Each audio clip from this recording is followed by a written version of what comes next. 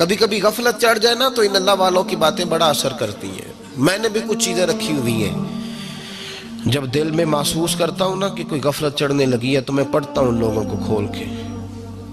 میرے محبوب پاک کے صحابہ میں سے ایک نام حضرت سعید بن عامر کا بھی ہے.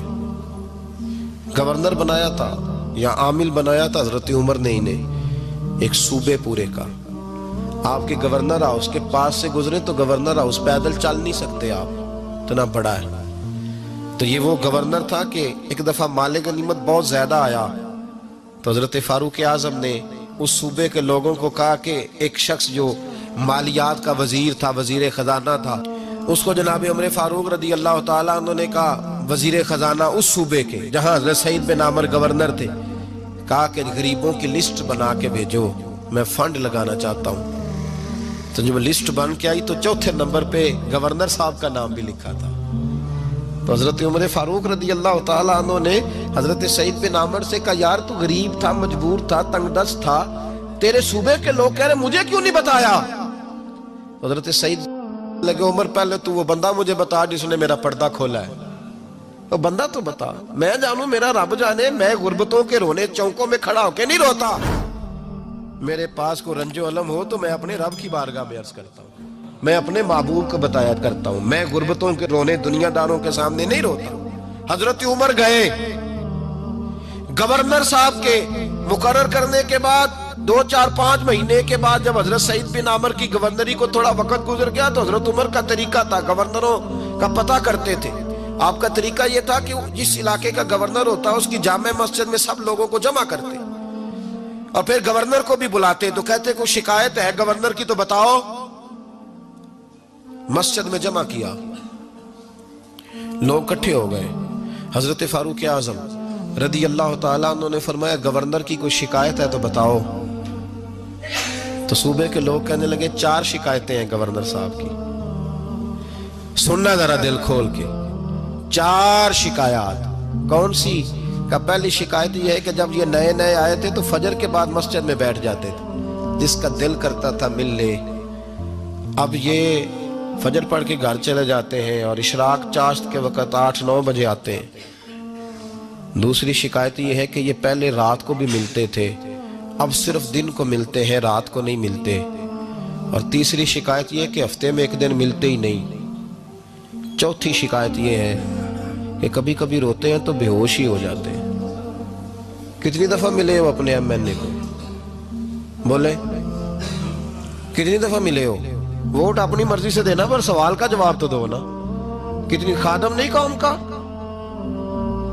خادم نہیں، کتنی دفعہ ایم پی آپ کا حال پوچھنے آیا ہے جس مسجد کے دروازے پہ بیٹھا ہوتا ہے؟ یہ گونگا بہرا اور اندھی جمہوریت ہے؟ رنگ وہی بہتر ہے جو محمد عربی کے غلاموں نے ہمیں عطا فرمایا ہے صلی اللہ تعالی علیہ، اور یہی چراغ جلے گا تو روشنی ہوگی. حضرت سعید بن عامر گورنر، اور میں اکثر کہتا ہوں اسی دھرتی پر یہ وہ نور والے لوگ تھے جنہیں میرے رسول نے نور عطا فرمایا تھا. یہ ہے تربیت میرے نبی پاک کی. حضرت عمر نے گورنر کی طرف دیکھا، فرمایا بتائیں جناب آپ کی شکایت آئی ہے. پہلی شکایت یہ ہے کہ آپ پہلے فجر کے وقت ملتے تھے، اب اشراق چاشت میں ملتے. حضرت سعید بن عامر رضی اللہ تعالیٰ عنہ کہنے لگے حضور اگر آپ نہ ہوتے کوئی اور پوچھتا تو میں کبھی نہ بتاتا. حضور میری مجبوری یہ ہے کہ میری بیوی بیمار ہو گئی ہے اور معذور ہو گئی ہے ٹانگوں سے. میں غریب آدمی ہوں، نوکر نہیں رکھ سکتا.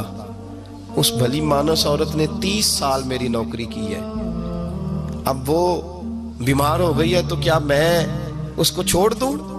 میں سویرے اٹھ کے اپنے گھر میں جھاڑو دیتا ہوں، برتن دھوتا ہوں، آٹا گوندتا ہوں، روٹی پکاتا ہوں اور اپنی باوفا بیوی کے منہ میں لقمے ڈالتا ہوں. حضور وہ پخانہ پیشاب کرتی ہے تو وہ بھی میں صاف کرتا ہوں. وہ میری ذمہ داری جو ہوئی تو ذرا دیر ہو جاتی ہے. بس پہلے سوال کا جواب آیا تو لوگ کہتے ہیں ہمارے جسم کے رونگٹے کھڑے ہو گئے.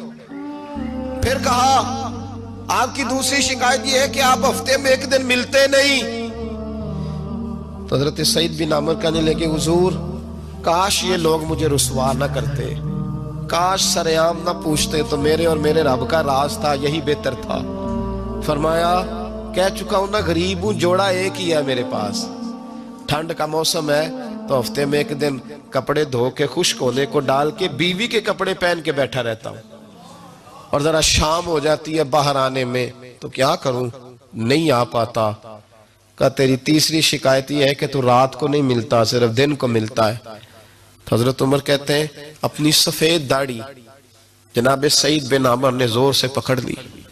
कहने लगे उमर यार इधर देखना, है कोई बाल काला, सफेद नहीं हो गए सारे, इसका मतलब है फल पक गया, पता नहीं मालिक कब बुला ले।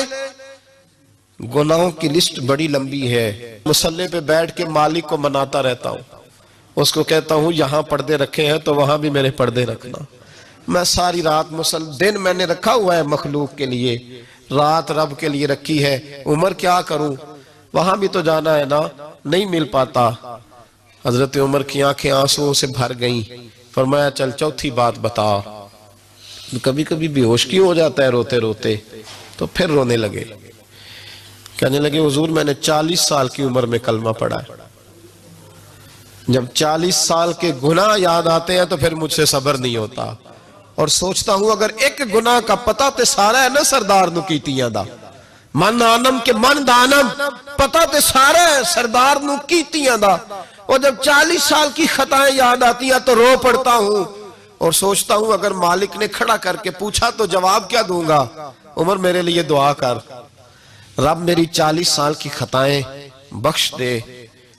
हजरत उमर रोने लगे। जनाब सईद बिन आमर कहने लगे बड़ी बातें हो गई, मेरे बड़े पर्दे खुल गए, चल अब मेरी सजा का ऐलान कर मैं जाऊं। उमर अब बता, मैंने जवाब दे दिया, अब शिकायत पर सजा का ऐलान करना मैं जाऊं। तो हजरत उमर ने हाथ उठाए कहा है अल्लाह मुझे इस तरह के कुछ और गवर्नर भी अता फरमा, ऐ अल्लाह मेरे रसूल सल्लल्लाहु अलैहि वसल्लम के गुलामों को इस तरह के कुछ और गवर्नर भी अता फरमा। ये मेरे भाई मेरे रसूल के ये थे वकानु यत्तकू।